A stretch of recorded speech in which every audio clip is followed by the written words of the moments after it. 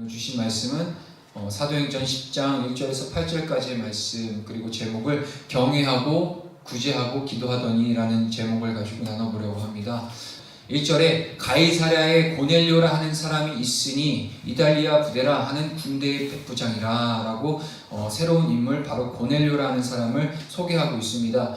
가이사랴, 이 고넬료가 거주했었던 이 가이사랴는요, 주전 25년부터 약 10년에 걸쳐서 당시에 그 이스라엘 왕이었던 헤롯 대왕이 그 예루살렘 서북 쪽에 100여 킬로미터 지점의 해안가에 세운 대규모의 신설 도시라고 합니다. 그러니까 당시에 그 헤롯 대왕은요, 그 도시에 자신을 유대의 왕으로 임명해준 당시에 그 로마 황제의 칭호를 따서, 황제의 칭호가 가이사였거든요. 가이사르였는데 그 황제의 칭호인 가이사르를 따서 그 도시를 가이사랴라고 명명했다고 합니다. 이 당시에 가이사랴에는요, 팔레스타인 지역의 로마 제국의 행정의 중심되는 도시였어요. 그 가이사랴에는요, 유대 총독의 관저와 그 집무실이 있었던 곳이었어요. 한마디로 말해서 로마 제국이 자신이 속국들이죠. 팔레스타인의 모든 속국들을 그리고 각 지역마다 왕을 세워서, 이제 이스라엘의 왕은 헤롯이었죠. 각 지역마다 왕을 세워서 로마의 그런 제국의 통치권 아래에서 분봉 왕으로 세웠던 거죠. 그리고 그럼에도 불구하고 로마는 끊임없이 모니터를 했었어야 됐어요. 지켜봐야 되겠죠. 왜냐하면 또 다른 로마의 그 제국 통치하에서 그것들을 폭동이 일어나거나 그 나라가 봉기를 들고 일어나면 안 되니까 그 곳곳마다 중요한 행정도시 관저를 세웠다는 거죠. 그리고 오늘 본문에서 기록되고 있는 이 가이사랴는요, 로마 제국의 행정을 중요한 역할을 감당하고 있는 유대 총독의 그 관저가 있었고요. 그런 그 집무실이 있었던 곳이 바로 가이사랴였습니다. 또한 그 가이사랴 이 지역에는요, 많은 로마인들이 살고 있었어요. 즉 가이사랴는요, 이스라엘 땅에 거하고 있는 로마인의 도시라고 우리가 심플하게 생각해 보면 되겠습니다. 우리 서울에도 그런 지역들이 있잖아요. 이태원이나 이런 지역에 보면 사실 한국 사람들 자국인들이 살기보다는 다 이제 해외에서 오신 분들이 많이 거하고 있고, 요즘에는 워낙에 중국 분들, 동포들이 많이 돌아오다 보니까 저쪽 이제 신림이나 이쪽 보면은 다 이제 중국인들이 많이 살죠. 그런 지역처럼 이 당시에 이 가이사랴라는 지역은 이스라엘 땅이긴 했지만 그 안에 로마인들이 주로 살고 있는 로마인들의 이제 직결 도시였다라는 거죠. 그리고 로마야 제국의 중요한 행정, 직무 담당하고 있는 도시였다는 겁니다. 그곳에 있는 이 고넬료는 바로 그곳에 주군하고 있었던 로마 군대의 100명의 군인들을 통솔하는 백부장, 이 고넬료라는 사람이 이런 사람이었다는 겁니다. 누가의 기술에 봤을 때는 이 사람은 어떤 사람이라고 이제 소개하고 있죠. 바로 2절에 그는 경건하여 온 집안과 더불어 하나님을 경외하며 백성을 많이 구제하고 하나님께 항상 기도하는 사람이라고 소개하고 있다는 거예요. 제가 방금 가이사랴가 어떤 지역이고 고넬료가 어떤 사람인지에 대해서 분명히 제가 말씀을 드렸는데, 이 배경에 근거했을 때 사실상 현실적으로 고넬료가 하나님을 경외하고 경건함을 갖추고 또 하나님을 경외하는 마음 가운데 백성들을 많이 구제하고 항상 하나님께 기도했다는 그 상황 자체가 상당히 불합리적인 상황일 수도 있다는 거예요. 그런 고넬료가, 이 가이사랴의 이 고넬료라는 사람, 그는요 로마인으로만 구성된 이탈리아 부대의 백부장이었죠. 당시의 로마 제국은요, 그 로마 제국주의에 대항하는 폭동에 대비해서 식민지 곳곳에 로마 군대를 배치해 놓고 있었어요. 이러한 목적으로 구성된 그 100명의 로마 군인들을 통솔하는 장교가 바로 고넬료였습니다. 유대인들 입장에서 이 고넬료를 봤을 때는 어떤 사람이었을까요? 바로 로마인 이 고넬료는요, 유대인들 입장에서는 침략자였고요, 압제자였고요, 핍박자로 비춰졌을 거라는 얘기입니다. 그런 고넬료가 과연 어떻게 이 2절에서 나타나고 있는, 2절에서 고넬료를 소개하고 있는 이러한 경건의 모양, 이걸 봤을 때 과연 고넬료가 어떻게 하나님을 경외할 수 있었는지에 대해서는 이 본문은 다루고 있지는 않아요. 어떻게 고넬료가 처음 하나님을 만났고, 어떻게 그 유대의 토속 신앙인 여호와 신앙, 하나님을 경외하는 신앙을 가질 수 있었는지에 대해서는 이 본문에서는 기록하고 있지 않아요. 하지만 여호와 신앙을 가지고 있었던 이 고넬료를 본문 이렇게 말하고 있죠. 바로 방금 언급했었던 2절에 그가 경건하여 온 지방과 더불어 하나님을 경외하며 백성을 많이 구제하고 하나님께 항상 기도하더라. 처음에 그를 수식하는 앞에 첫 번째 뭐가 나오죠? 그가 경건하다고 합니다. 경건의 모양이 어떻게 나오냐? 바로 이어서 나오는 게 경건한 자가 나아가는 그 경건의 모양은요, 곧 하나님을 경외함으로 나오고요. 두 번째, 사람들을 많이 구제하는 모양으로 나오며, 세 번째, 하나님 앞에 기도하는 모양으로서 경건을 가진 고넬료의 삶을 통해서 우리는 경건의 모양이 어떤 모양인지를 우리가 비추어 볼 수 있다는 겁니다. 여기서 한번 생각해 볼 게 있습니다. 사람은요, 원하든 원치 않든 사람이라면요, 누구나 사회 구성원이 되어 있는 거죠. 국가에서, 그리고 가정에서, 직장에서, 학교에서 등등 사람들이 존재하고 있는 곳이라면요, 그곳이 모두 사회로서의 그 사회 공동체가 된다는 겁니다. 즉, 사람은요, 절대로 혼자서 독립적인 존재가 될 수 없다는 말이에요. 사람이라면 어떠한 형태로든 서로가 서로에게 영향을 주고 있다는 사실이에요. 특히 이 중에서도 특별히 이러한 공동체 중에서 사람과 사람들이 유기적으로 그 영향을 줄 수 있는 가장 특별한 공동체가 뭐죠? 바로 교회겠죠. 이 교회는 각자의 은사와 분량대로 그 교회의 덕을 세워나가기 위해 존재하는 유기적 공동체죠. 즉, 성도는 어떠한 모양이로든 서로가 서로에게 적시하는 영향력을 행사하고 있다는 것입니다. 제가 이 얘기를 왜 하냐? 지금까지 저희가 사도행전을 쭉 봤을 때 사도행전에 나오는 인물들이 있었어요. 이방인들에서 사울을 통해서, 또한 빌립을 통해서, 또한 오늘의 이제 베드로를 통해서 소개가 되고 있는 이방인들 인물들이 한 사람 한 사람이 거론되고 있죠. 이런 이 이방인들을 이 본문이 소개하는 것을 볼 때 그들이 어떤 사람인지를 얘기해주는 수식어가 늘 그들의 이름 앞에나 뒤에 달려왔다는 거예요. 이게 어떻게 볼 수 있죠? 먼저 사울을 먼저 볼게요. 사울을 어떻게 소개하고 있냐? 사도행전 9장 1절에서 사울이 주의 제자들에 대하여 여전히 위협과 살기가 등등하여 대제사장에게 가서, 사울은 이 본문이 어떻게 처음에 사울을 소개했냐? 바로 빨간 글씨였죠. 위협과 살기가 등등한 자였다고 소개를 합니다. 그리고 두 번째 9장 33절에 가서는 애니야를 소개하죠. 거기서 애니야라 하는 사람을 만나매 그는 어떤 사람이라고요? 중풍병으로 침상 위에 누운 지 8해라. 성경은 애니야를 어떻게 소개하냐? 바로 중풍병으로 침상 위에 누운 지 8해. 한마디로 말해서 이 짧은 한 문장에 소개되고 있지만 이 문장을 통해서 우리는 이 사람이 어떤 고통을 겪고 있었고 이 사람이 어떤 사람인지 충분히 짐작하고 다 깊이 있는 그 내용이 담겨 있다는 거예요. 그리고 36절에는 욥바의 그 다비다를 설명할 때 다비다는 어떤 사람이냐? 여제자가 있으니 그 이름을 번역하면 도르가라. 바로 선행과 구제하는 일이 심히 많더니 라고 하면서 다비다가 어떤 사람임을 얘기해주고 있다는 겁니다. 본문은 고넬료에 대하여 그가 어떤 사람이었는지 짧지만 정확하게 수식하고 있죠. 그는 바로 어떤 사람이었죠? 하나님에 대해서는 아주 깊은 경건을 지녔던 사람이고요.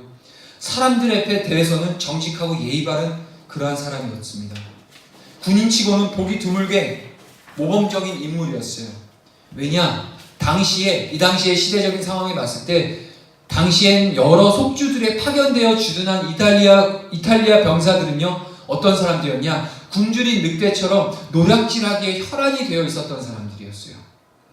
대체로 그들의 도덕의식은요, 짐승보다 나을 것이 없었고요, 죄에 대해서 또한 무감각한 것도 마치 떼강도들과 흡사한 사람들이었다라고 역사가는 기술하고 있어요. 그러니까 로마 병사고 로마 군인이었긴 하지만 그들의 도덕적이고 윤리적인 감각은 전혀 상실해. 왜냐하면 전쟁통에 사실 아무리 로마가 강성하고 대성한 나라긴 했지만 그것이 그냥 이루어진 게 아니었잖아요. 나라를 가서 침략을 했어야 됐고요, 전쟁을 해서 사람을 죽였어야 됐고, 이런 정말 피 흘리는 그런 고통 속에서, 그런 전쟁의 그 참혹함 속에서 그렇게 살아왔던 군인들의 입장에서는 이들에게 있어서 기본적인 인간적으로 갖고 있는 윤리나 도덕성을 크게 기대할 수 없다라는 거예요. 심지어는 그들은 그 속주들의 파견된 그 속국들에 파견되어 있는 그 곳곳마다 강도질하게 일삼았고요.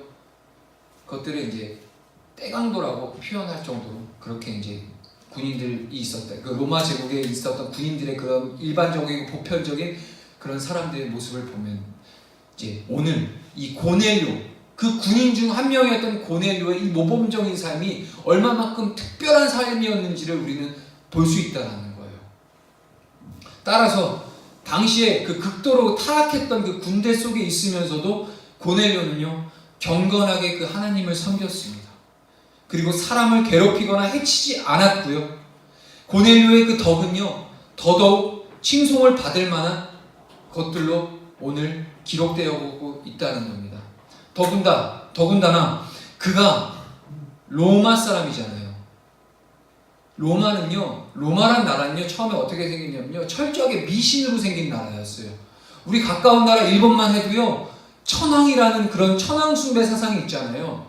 그것이 어느 순간 뭐 사이비 집단처럼 한 사람이 이렇게 자기가 왕이 되겠다라고 시작된 게 아니라 일본이라는 나라가 처음 생긴 그 시절부터 그 나라가 갖고 있는 전설이 뭐냐, 바로 태양이라는 신에서 파생이 돼서 태양이 나와서 하나의 섬이 돼서, 그러니까 되게 특별한 민족, 우월적인 민족, 마치 이제 독일의 게르만 민족이 우월 사상을 갖고 있어서 세계 대전을 일으켰던 것처럼 히틀러가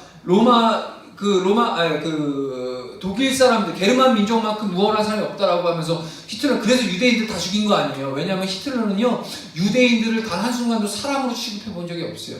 아주 하등하고 쩌급한 하등 동물로 취급했다라는 거예요.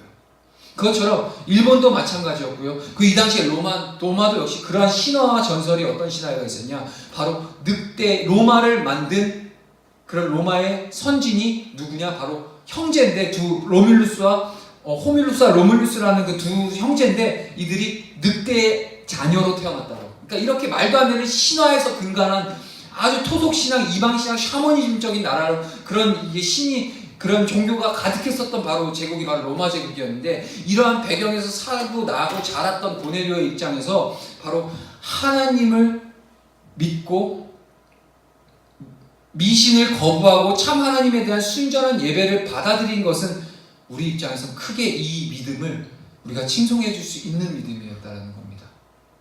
또한 당시 율법에 대한 얕은 지식이라도 갖추고 있는 자는요 유대인들 중에서 1000명에 1명도 안 될 정도였어요. 그러니까 유대인들이라고 해서 다 율법에 완전했던 게 아니었어요. 웬만한 유대인들은요 율법을 조금도 잘 모르고 있었어요. 그 유대의 율법 지도자, 바리새인들, 뭐 서기관들, 그 율법 제사장들, 이런 율법 지도자들, 유대 지도자들 외에 일부 계층들은요 그 율법에 대해서 잘 무시했다라는 거예요. 1000명 중에 1명이나 그 율법을 좀 어느 정도 알고 있거나 그랬다고 하네요. 당시엔 이러한 상황 때문에 고넬료는요 마치 유대인들의 언행이나 그 행실, 종교적인 열심을 보고서 자기도 그들처럼 경건한 신앙을 추구해야겠다라는 그런 자극을 받았을 상황은 거의 전무하다는 얘기입니다.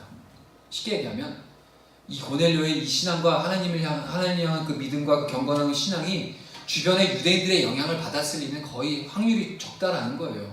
심지어 이자가 살고 있었던 가이사랴 지역 자체는 유대인들은 거의 없었고요. 다 로마인들이 집결해 있었던 곳에서 이 신앙을 갖고 있다는 게 하나님의 은혜, 제가 얘기해 주고 싶은 거는 전적인 어떠한 방법에, 어떠한 과정에 대해서 이 고넬료가 신앙을 갖게 된 거에 대해서 과정을 기술하고 있지만, 저희가 확인해 볼 수 있는 건 고넬료가 이 믿음을 갖고 있었다는 것은 곧 하나님의 절대적인 은혜였다는 거죠.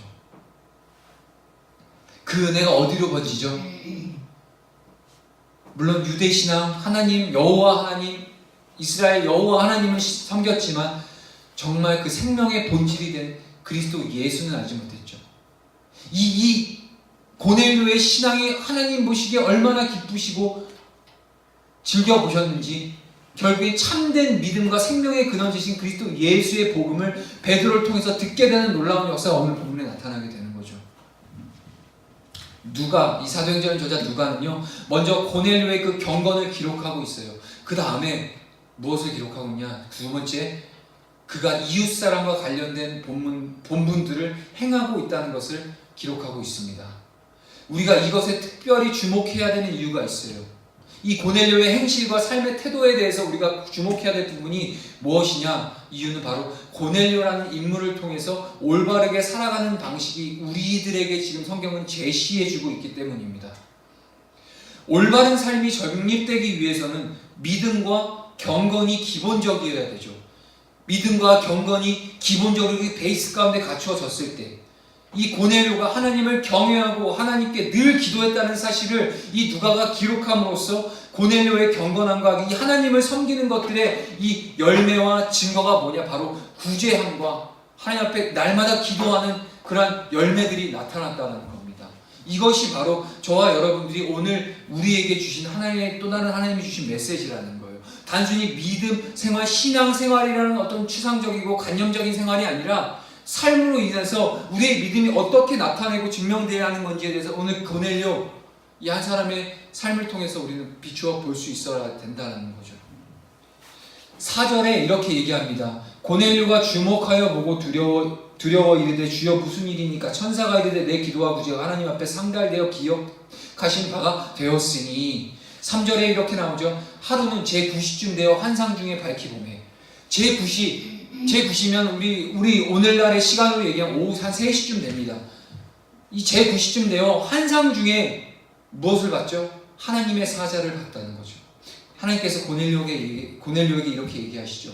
4절에 고넬료가 그 하나님의 사자를 봤을 때 그 하나님의 음성을 듣고 고넬료는 주목하여 하나님께 응시하고 있습니다.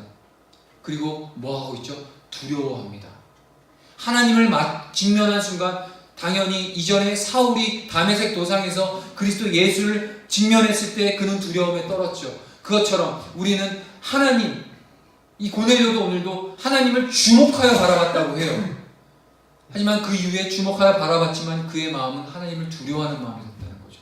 이게 바로 하나님의 경외한다는 그 경외함의 그 근간이죠. 두려워하는 마음. 하지만 우리는 그렇게 하나님을 많이 두려워하지 않는 것 같습니다. 오늘날은 하나님께서 우리에게 어떻게 계시하시죠? 바로 살아계신 성경의 말씀을 통하여서 우리에게 당신을 드러내시고 계시하고 계시죠. 하나님의 말씀 앞에 섰을 때 우리는 얼마만큼 그 말씀 앞에 두려워하고 있는지 점검해봐야 되지 않을까 싶어요. 이 두려움 가운데 고넬료는 이렇게 얘기합니다. 주여 무슨 일입니까? 천사가 이렇게 얘기합니다. 내 기도와 구제가 하나님 앞에 상달되어 기억하신 바가 되었다라고 얘기합니다. 이 본문에서 4절에 나오는 기억하신 바라고 표현된 이 헬라어 원어 무네모시라는 단어는요, 어떤 뜻이 있냐? 이 안에 기록하다, 기념하다, 그리고 기록, 기념비라는 뜻을 가지고 있어요. 이건 뭘 얘기하고 있냐? 고넬료의 기도와 구제가 하나님께 상달되어 기억하셨다 함은 곧 고넬료의 기도와 이 구제를 하나님께서 당신의 기념비에 기록하셨다는 말이 된다는 거예요. 엄청난 은혜죠. 어마어마한 은혜죠. 이 하나님께서 이 고넬료의 그 경건함과 그가 나아가는 그 기도와 그 구제함에 대해서 하나님이 당신의 그 기념비에 고넬료를 기록하고 계셨다는 거예요. 단지 기록만 하고 계신 것이 아니라 바로 이제 9절부터 쭉 보겠지만 이 가정 안에 어떤 역사가 있었는지 우리는 보게 되죠. 그 놀라운 하나님의 은혜가 어떻게 그 가정 가운데 축복으로 임하게 되는지 우리는 보게 될 것입니다. 우리의 삶도 하나님의 그 기념비에 우리의 경건의 모양과 우리의 신앙의 모습과 태도와 그리고 우리에게 주신 각 사람에게 주신 그 사명과 그 비전을 나아가는 그 삶의 모든 모양이 하나님께서 마치 CCTV 보듯이 우리 삶을 다 보고 있게요. 이거를 종교개혁 용어로는 꼬람데오라고 하죠. 하나님이 보고 계시다. 하나님 앞에서라고 합니다. 그러한 삶을 살아갈 때 우리 주님께서 저와 여러분의 삶을 바라보시고 당신의 기념비에 기록해 놓으시는 그런 놀라운 은혜가 있길 간절히 소망합니다. 이렇게 고넬료의 기도가 하나님께 연락될 수 있었던 것은 그가 베푼 구제가 단지 구제의 행위로 그쳤던 것만이 아닌 하나님으로부터 오는 긍휼한 마음으로 베풀어진 구제의 행위였기 때문입니다. 우리말에 오늘 본문에 우리말로는 구제라고 번역된 이 단어는 원래 헬라어 엘레모신의 뜻은요 뭐라고 돼 있냐? 적극적인 긍휼 그리고 적극적인 자비를 뜻하고 있는 단어예요. 이 구제라는 단어가 특별히 어떻게 보냐? 이 똑같은 헬라어 엘레모시네라는 단어가 신약 성경에서 어떻게 쓰여지고 있냐? 주로 특별히 하나님의 긍휼 또는 그리스도 예수의 자비를 나타낼 때 쓰여진 단어와 동일하게 쓰여지고 있다는 거예요. 하나님께서 너희들을 긍휼히 보고 계신다. 예수님께서 마음이 긍휼히 여기사라는 단어에 쓰여져 있는 이 엘레모시네라는 단어가 바로 오늘 이 고넬료를 표현하고 있는 구제라는 단어와 동일하게 쓰여지고 있다는 거예요. 여기서 뭘 볼 수 있죠? 바로 고넬료의 이 기도는 오로지 자기 욕구만을 채우기 위한 이기적인 기도가 아니었다는 거예요. 그리고 그 기도를 통해서 나타났던 그 어려운 사람들, 주변에 있는 백성들에게 구제하고 봉사했었던 이 고넬료의 그 태도가 자기 자신의 의를 드러내기 위해서도 아니었고요. 자기의 공로를 쌓아가기 위해서도 아니었고요. 바로 하나님께서, 그리스도 예수께서 죄인된 저와 여러분들을 바라보시면서 긍휼히 여기셨고 자비함으로 우리를 품어주고 있었던 그 시선과 동일한 시선으로 이 고넬료는 세상을 향하여서 자신의 성과 힘과 능을 다하여서 구제하고 봉사하기에 힘썼다라는 거죠. 즉 하나님의 긍휼과 자비가 필요했던 사람들에게 하나님의 마음을 나누고 베푸는 존재가 되기 위한 성숙한 기도를 이 고넬료는 드려왔다는 것을 우리는 알 수 있다는 겁니다. 그저 입으로 중언부언하는 기도가 아니었어요. 기도에 상응하는 실천적 기도를 고넬료는 드리고 있었다는 겁니다. 이러한 기도를 우리가 드릴 수 있기를 소망합니다. 좀 중언부언하는 기도 참 많이 드리는 것 같아요. 머릿속은 참 많이 그려요. 나 이렇게 살아야지, 하나님께 이렇게 드려야지, 내 삶을 이렇게 내어드려야지라는 그런 사명과 비전을 많이 막 머릿속에 그리면서 기도를 하는데, 이게 이제 기도가 끝나고 그 이제 삶의 태동이 이제 그렇게 나아가야 되는데 그렇게 되지 않는 경우가 참 많아요. 하나님의 그 은혜, 주님의 은혜가 있지 않은 이상 우리는 불가능한 존재라는 거죠. 고넬료는 자신이 베푸는 구제가 오직 하나님의 영광을 위해 베풀어지는 구제였어요. 그리고 자신이 긍휼히 여기는 대상의 그 인격을 지켜주기 위해서 이 고넬료는 은밀하게 구제했을 겁니다. 또한 자기 자신을 감추는 그 겸손한 자였다라는 사실을 우리는 짐작할 수 있어요. 단순히 우리가 짐작한다고 표현했지만 이걸 어떻게 증명해낼 수 있냐?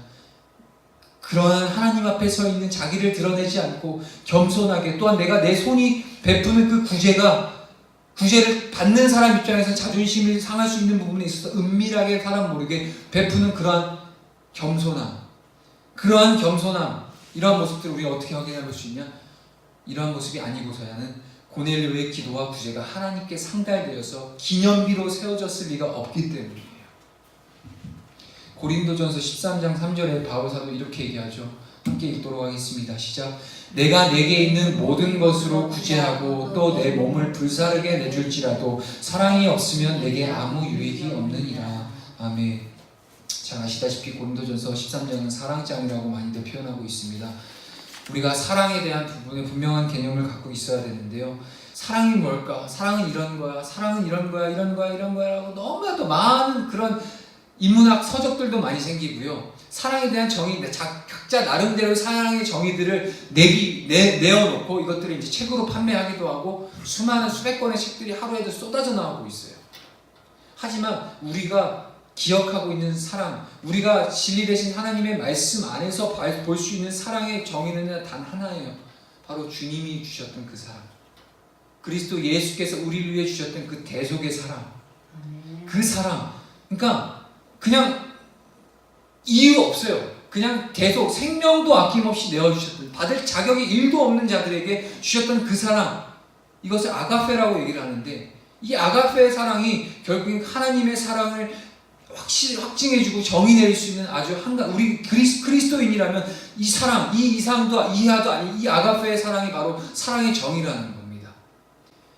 하나님의 아버지가 너희를 사랑하고 너희도 서로 사랑하라. 그 사랑의 정의 또한 아가페 사랑을 얘기를 하는 거고요. 하지만 이 사랑을 나타내고 증명해낼 수 있는 가장 본질이 뭐죠? 바로 저들 죽어가는 자들, 우리 이웃들을 향하여서 그리스도 예수의 복음을 전하는 것. 이것만큼 확실한 사랑이 없죠. 육체적인 도움과 정신적인 도움, 이런 것들의 문제가 영혼을 살리고 생명을 걷어내고 살려낼 수 있는 그 사랑은 곧 그리스도 예수를 복음을 증거함으로써 이 사랑이 나타내는 것. 이게 바로 아가페 사랑. 복음을 전하기까지는 내 생명도 아낌없이 드리는 것에 조금도 내가 아끼지 않는다라고 고백했었던 사도 바울처럼, 우리도 저 사람 한 사람을 살리기 위해서는 우리의 삶과 이 모든 것들이 우리 삶의 희생, 마치 그리스도 예수께서 우리 한 사람을 살리기 위해 자신의 몸을, 육신을 십자가 위에서 죽으셨던 그 사랑을 우리는 따라가야 될 수 있다는 겁니다. 내 주변에 나를 아는 사람들이 나에 대하여 어떻게 평가하고 있을지 여러분 생각해 보셨나요? 다시 본문 앞으로 돌아와서 2절에 하나님께서 고넬료를 어떻게 보고 계시죠? 그는 경건하여 온 지방과 더불어 하나님을 경외하며 백성을 많이 구제하고 하나님께 항상 기도하는 사람이라고 하나님이 기억해주고 계세요. 이 누가는 이 고넬료에 대해서 이렇게 표현을 하고 있어요. 앞전에도 봤지만 사울, 그리고 애니야, 다비다에 대해서 성경은요 그 사람들 앞에 수식어를 붙이고 있어요. 8년간 침상에 누웠던 자, 그 끔찍한 고통과 그 절망의 시간을 우리는 짐작해 볼 수 있죠. 그리고 선행과 구제의 봉사에 힘썼던 다비다, 그의 삶을 우리는 비추어 볼 수 있다는 거죠. 그리고 사울, 그리스도 예수를 핍박하고 다녔던, 설기가 왕성하여 핍박하고 다녔던 그의 삶을 우리는 비추어 볼 수 있었죠. 자, 오늘 고넬료의 삶을 하나님께서 경건하다, 그리고 온 지방과 더불어 하나님을 경외했고 백성을 많이 구제했으며 또한 하나님께 항상 기도한 자라라고 그를 소개하고 있습니다. 여기서 이제 우리의 삶을 봐야죠. 내 주변에 나를 아는 사람들, 1차적으로는 사람들이 나에 대해서 어떻게 평가하고 있는지, 또한 나를 그 평가하는 그 한 문장을 그들은 과연 어떻게 기록할 것인지 생각해 볼 필요가 있습니다. 이는 우리가 그동안 추구해 왔었던 삶이 어떠한 삶이었는지에 달려있겠죠. 그동안 우리가 하나님과 사람 앞에서 참된 그리스도인으로 살아왔다면 우리들에 대한 단 이 한 문장의 평가는요 분명히 긍정적인 내용으로 기록될 것이에요. 우리가 이 세상에서 아무리 오래 살아도, 살아생전 아무리 많은 일을 해도, 우리의 이력서의 페이지를 넘겨가면서 화려한 경력을 기술할 수 있다고 해도 세상 사람들은 단 한 문장으로 우리를 기억하게 될 겁니다. 하나님께서 단 한 문장으로 우리의 일생을 평가하실 것이라는 얘기예요. 인생이란 그 짧은 한 문장의 평가를 위한 대장정이라고 할 수도 있겠습니다. 그렇다면 지금까지 어떤 삶을 살아왔든 이제부터는 우리가 함부로 아무렇게나 살 수 없는 자들이라는 것은 다시 한번 오늘 본문을 통해서 검증되고 있다는 거예요. 진정으로 그리스도인답게 살아야 할 것이에요. 그리스도인답게 사는 것은 어려운 것은 아니에요. 어디서부터 나오죠? 바로 하나님을 사랑하는 것으로부터 시작이 되죠. 아멘. 하나님을 사랑할 때 하나님의 계명을 지킬 수 있다라고 분명히 요한 사도는 성경을 통해서 이야기하고 있죠. 그리고 하나님을 사랑으로 나타나는 우리 그리스도인의 삶의 변화들은 이 세상을 변화시키게 된다는 거죠. 이것이 바로 그리스도인답게 사는 것의 정의라는 거죠. 우리가 함께 고민해 봐야 될 문제들이 많죠. 성도로 부름받은 자, 이 사도행전을 늘 이렇게 매주같이 함께 나누고 묵상을 하고 이 사도행전에 나오는 인물들을 통해서 하나님께서 지금 현실에 돌아와서 저와 여러분들에게 주고 있는 메시지를 우리가 상고하고 묵상하며 나아갈 때 늘 우리에게 부딪히는 부분이 있어요. 바로 현실의 문제인 거죠. 오늘날 우리가 살아가는 실존의 문제라는 거예요. 신앙인이고 그리스도인이고 성도고 종이고 사명자고 정말 온갖 경건하고 거룩하고 구별된 존칭을 우리가 다 갖다가 서로를 쓰고 서로 부르고 있지만 정작 우리의 삶 속에서는 얼마나 하나님의 영광을 드러내는 일 가운데 우리가 살아내고 있냐는 거죠. 사도행전이요 되게 보면은 성령의 능력이 충만하게 역사되심으로써 성령 충만 받은 하나님의 사람들, 제자들, 그리고 성도들이 놀라운 하나님의 복음을 증거하는, 그러고 나서 교회가 왕성해지고 부흥해지는 역사를 오늘 사도행전 전체를 가지고 다루고 있지만, 그 사람들의 그 현실과 상황들, 정말 지금 오늘날의 상황에 비하면 너무나도 힘들고 어려웠던 그때 그 당시를 돌아봤을 때는 정말 우리가 가늠할 수 없을 만큼 놀라운 하나님의 역사가 우리가 인식하고 있는 그 이상의 차원을 넘어서서 이 당시 하나님께서 역사하셨다는 것을 볼 수 있다는 거예요. 하지만 그 하나님의 역사가 과연 그때로 끝났을까요? 아니죠. 오늘 우리에게 퀘스천 질문하고 계신다는 거예요. 너희들은 어떻게 살아가고 있냐는 거죠. 단순히 사람 좋아서 세상의 어떤 복지, 사회복지적 제도, 그리고 구제와 봉사, 희생정신, 긍정적 사고방식, 이런 것들을 얘기하는 게 아니잖아요. 우리가 오늘 집중해서 봐야 될 것은 먼저 고넬료의 삶이, 열매가 그렇게 나왔다는 것에 대해서 그 본질이 어떤 사람이었는지 우리 돌아가 봐야 된다는 거예요. 고넬료는요, 처음에 하나님을 경외하는 사람이었어요. 그 경외함은 곧 하나님, 그 고넬료의 그 경건함을 통해서 나타나는 현상이었죠. 하나님을 경외하고 두려워하는 것. 이것이 우리 삶의 모든 전반에 걸쳐서 우리 행동, 삶의 하나하나 모든 선택에 대해서 하나님을 경외하고 꼬람대고 하나님 앞에 서 있는 사람들의 그런 인식을 가지고 얼마만큼 우리가 매 순간 선택의 기록 가운데 우리가 얼마만큼 하나님의 영광을 위해서 이것들을 선택하고 집중해 나아가고 있는지에 대해서 우리는 생각해야 된다는 겁니다. 답을 누가 내려줄 수가 있는 게 아니에요. 감히 똑같은 죄인들이 당신의 인생을 보면서 당신은 하나님의 뜻대로 살지 않고 있어, 당신은 하나님의 뜻대로 사는 것 같아 라고 어느 누가 그걸 판정하고 정죄할 수 없어요. 하지만 하나님은 아시고 하나님과 함께하는 내가 알죠.